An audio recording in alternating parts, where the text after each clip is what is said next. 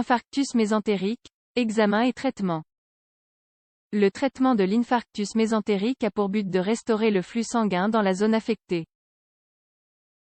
L'infarctus mésentérique est une urgence chirurgicale qui résulte d'un débit artériel ou veineux mésentérique insuffisant. Le diagnostic peut être difficile et est souvent réalisé trop tard. La mortalité due à cette affection est assez élevée. Malgré les grandes avancées effectuées ces dernières années en termes de diagnostic et de traitement. Le diagnostic précoce ainsi qu'une résection de l'intestin sont fondamentaux pour améliorer la survie des patients. Les personnes qui survivent à l'événement aigu initial d'un infarctus mésentérique ainsi qu'à l'opération primaire ont généralement un intestin grêle ou un côlon plus court. Cause de l'infarctus mésentérique. De nombreux facteurs étiologiques sont associés au développement de l'infarctus mésentérique. On peut les diviser en pathologie primaire intravasculaire et pathologie secondaire extravasculaire.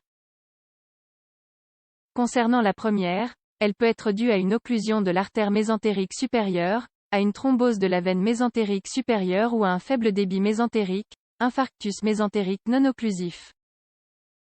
L'occlusion de l'artère peut être le résultat de embolie, thrombose d'une plaque d'athérome, sténose. Par ailleurs, la pathologie secondaire extravasculaire entraîne une obstruction du flux sanguin vers l'intestin. Les causes peuvent être les circonstances suivantes. Volvulus de l'intestin et, ou du mésentère. Hernie étranglée de la paroi abdominale. Traumatisme vasculaire, y compris l'électrocution. Les symptômes. Les signes et les symptômes de l'infarctus mésentérique peuvent se manifester de façon soudaine ou progressive. Cela se développe différemment chez chaque personne. Par conséquent, les symptômes n'indiquent pas forcément un infarctus mésentérique. Toutefois, il existe des caractéristiques similaires identifiées. Lorsque l'infarctus mésentérique est aigu et survient soudainement, voici les symptômes. Douleurs abdominales. Sensation d'un besoin urgent d'aller à la selle. Selle fréquente et vigoureuse. Sang dans les selles. Nausées et vomissements. Confusion mentale chez les personnes âgées. Concernant les symptômes d'un infarctus chronique ou progressif, nous pouvons citer les suivants.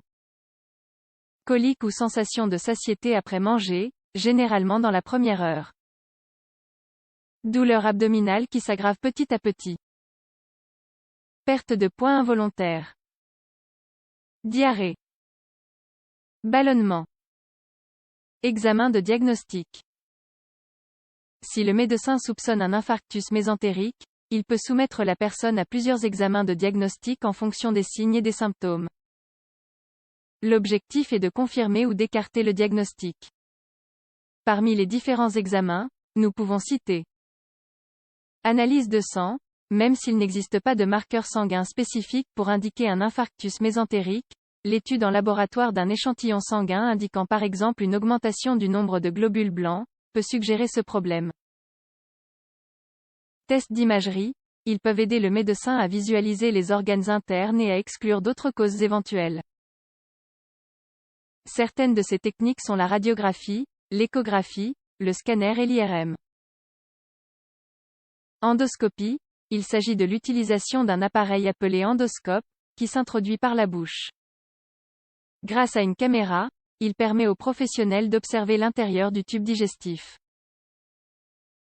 Cette caméra peut s'introduire par le rectum.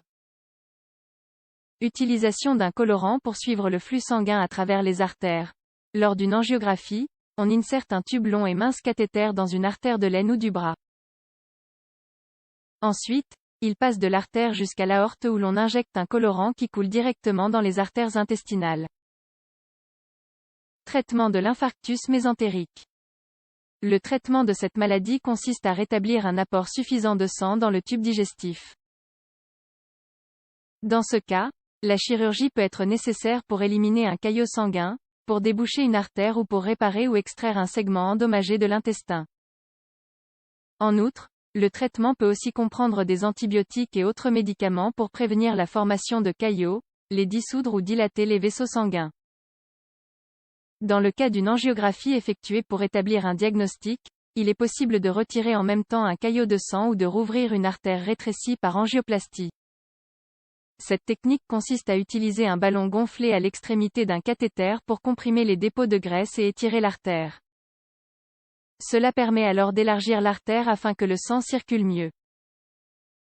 En dernière instance, une autre technique consiste à placer dans l'artère un tube métallique semblable à un ressort, appelé stent, pour essayer de la maintenir ouverte.